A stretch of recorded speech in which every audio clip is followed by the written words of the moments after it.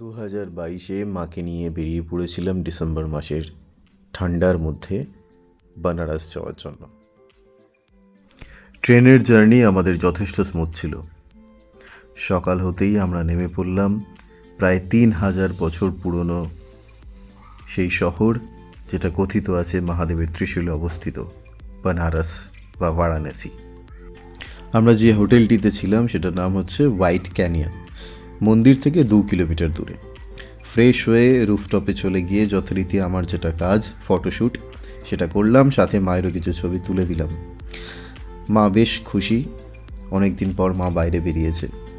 এরপর মাকে নিয়ে বেরিয়ে পড়লাম আমরা বানারসের ঘাট এক্সপ্লোর করতে।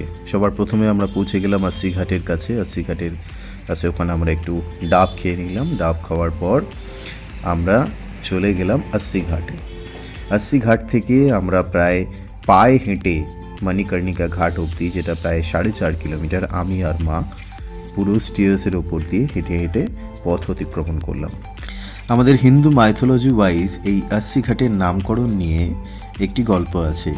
মা দুর্গা শুম্ভ নিশুম্ভকে বধ করার পর তার তলোয়ারটি এই আস্সি রিভারে ফেলে দিয়েছিল। পরবর্তী সময় এই আস্সি রিভার থেকেই নামকরণ হয় আস্সি ঘাটের। এছাড়াও কথিত আছে শ্রী শ্রী তুলসী দাসজি তার মানবদেহ ত্যাগ করেছিল এই তুলসী ঘাটে।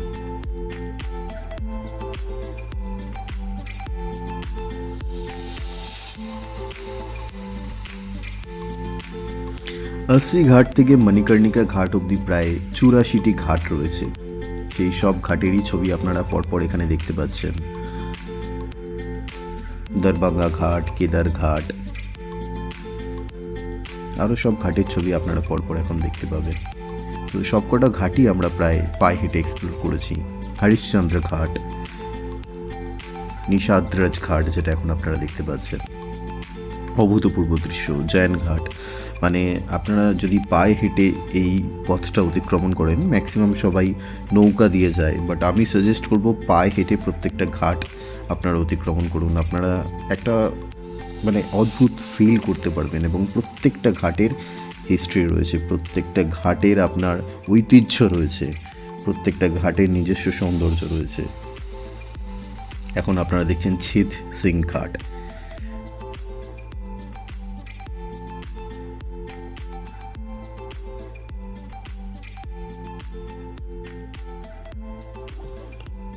অদ্ভুতভাবে আমি একটা জিনিস লক্ষ্য করলাম, আমার মাকে বেনারসে নিয়ে আসার আগে আমার মা ফিজিওথেরাপিস্টের কাছে যাচ্ছিল, কারণ আমার মা ঠিকমতো হাঁটতে পারছিল না, বয়সের কারণে একটু হাঁটুতে প্রবলেম এসে গেছে।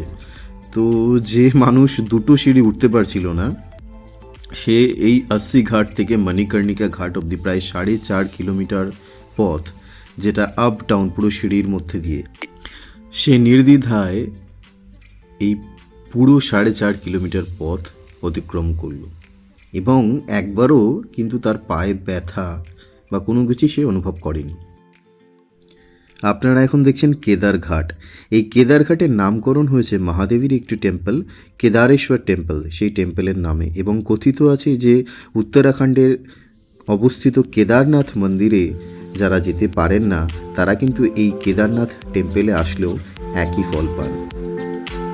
এতগুলো ঘাটের মধ্যে এখানে ফেমাস কিছু ঘাট আছে যেগুলো অবশ্যই দর্শনীয়। তার মধ্যে দরবাঙ্গা ঘাট আছে, পঞ্চগঙ্গা ঘাট আছে, মণিকর্ণিকা ঘাট আছে, আস্সি ঘাট তো আছেই, দশাশ্বমেধ ঘাট আছে। দশাশ্বমেধ ঘাটের হিস্ট্রি আপনাদেরকে বলবো পরের ভিডিওতে।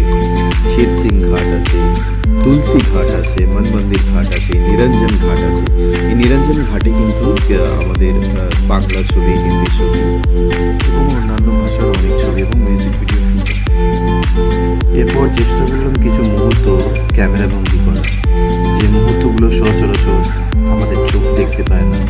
বেনারসের ঘাটে ঘাটে সেই মুহূর্তগুলোকে আমার মোবাইলে তুলে রাখার চেষ্টা করি। পরের ভিডিও আসছে, সঙ্গে থাকুন। হর হর মা।